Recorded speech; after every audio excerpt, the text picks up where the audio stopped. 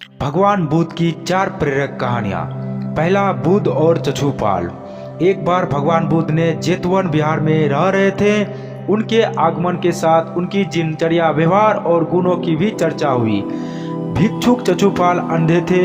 एक दिन बिहार के कुछ भिक्षुओं ने मरे हुए कीड़ों को चछुपाल की कुटी के बाहर पाया और उन्होंने चछुपाल की निंदा करनी शुरू कर दी कि उन्होंने ही जीवित प्राणी की हत्या की।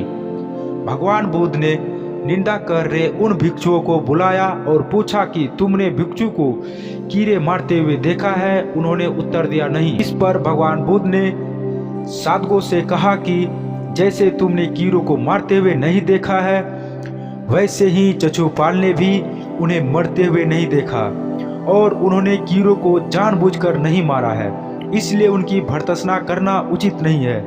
भिक्षुओं ने इसके बाद पूछा कि चछुपाल अंधे क्यों हैं? उन्होंने इस जन्म में क्या पाप किए हैं? भगवान बुद्ध ने चछुपाल के बारे में कहा कि वे पूर्व जन्म में एक चिकित्सक थे। एक अंधी स्त्री ने उनसे वादा किया था कि यदि वे उसकी आंखें ठीक कर देंगे तो वह और उसका परिवार दास बन जाएंगे। स्त्री की आंखें ठीक हो गई, पर उसने दासी बनने के भय से यह मानने से इनकार कर दिया। चिकित्सक को तो पता था कि उस स्त्री की आंखें ठीक हो गई है, वह झूठ बोल रही है। उसे सबक सिखाने के लिए या बदला लेने के लिए चछुपाल ने दूसरी दवा दी। उस दवा से महिला फिर अंधी हो गई। वह कितना भी रोई पीटी, लेकिन चछुपाल जरा भी नहीं पसीजा। इस पाप के फलस्वरूप अगले जन्म में चिकित्सक को अंधा बनना पड़ा। दूसरा, परिश्रम और धैर्य। एक बार भगवान बुद्ध अपने अनुयायियों के साथ किसी गांव में उपदेश देने जा रहे थे। उस गांव से पूर्व ही मार्ग में उन लोगों को जगह जगह बहुत सारे गड्ढे हुए मिले। बुद्ध के एक शिष्य ने उन गड्ढों को देखकर जिज्ञासा प्रकट की, आखिर इस तरह के गड्ढों का खुदे होने का क्या तात्पर्य है? बुद्ध बोले, पानी की तलाश में किसी व्यक्ति ने इतने गड्ढे खोदे हैं। यदि वह धैर्यपूर्वक एक ही स्थान पर गड्ढे खोदता तो उसे पानी अवश्य मिल जाता, पर वह थोड़ी देर गड्ढा खोदता और पानी न मिलने पर वह दूसरी जगह गड्ढा खोदना शुरू कर देता। व्यक्ति को परिश्रम के साथ साथ धैर्य रखना भी चाहिए। तीसरा, अमृत की खेती। एक बार भगवान बुद्ध भिक्षा के लिए एक किसान के यहाँ पहुँचे। तथागत को भिक्षा के लिए आया देखकर किसान उपेक्षा से बोला, श्रमण, मैं हल जोतता हूँ और तब खाता हूँ। तुम्हें भी हल जोतना और बीज बोना चाहिए और खाना खाना चाहिए। बुद्ध ने कहा, महाराज, मैं भी खेती करता हूँ। इस पर किसान को जिज्ञासा हुई और वो बोला, मैं न तो तुम्हारे पास हल देखता हूँ, न बैल और न ही खेती का स्थल, तब आप कैसे कहते हैं कि आप भी खेती करते हैं? आप कृपया अपनी खेती के संबंध में समझाइए। बुद्ध ने कहा, महाराज, मेरे पास श्रद्धा का बीज, तपस्या रूपी वर्षा और प्रजा रूपी रस्सी है।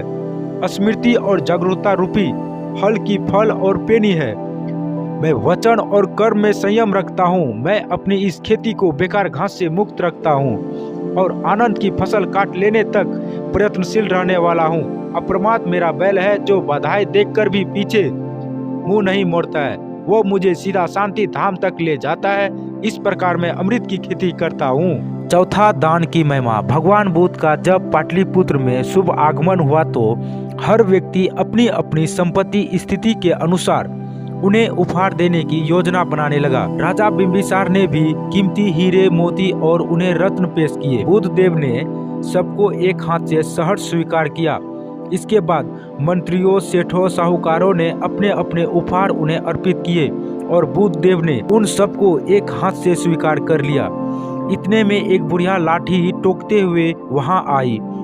बुद्ध देव प्रणाम कर वह बोली, भगवान, जिस समय आपने आने का समाचार मुझे मिला उस समय मैं यह अनार खा रही थी। मेरे पास कोई दूसरी चीज न होने के कारण मैं इस अर्थ खाए फल को ही ले आई हूँ। यदि आप मेरी इस तुच्छ भेंट स्वीकार करें तो मैं अहोभाग्य समझूंगी। भगवान बुद्ध ने दोनों हाथ सामने कर वह फल ग्रहण किया। बिंबिसार ने जब यह देखा तो उन्हें बुद्ध देव से कहा, भगवान क्षमा करें, मैं एक प्रश्न पूछना चाहता हूँ।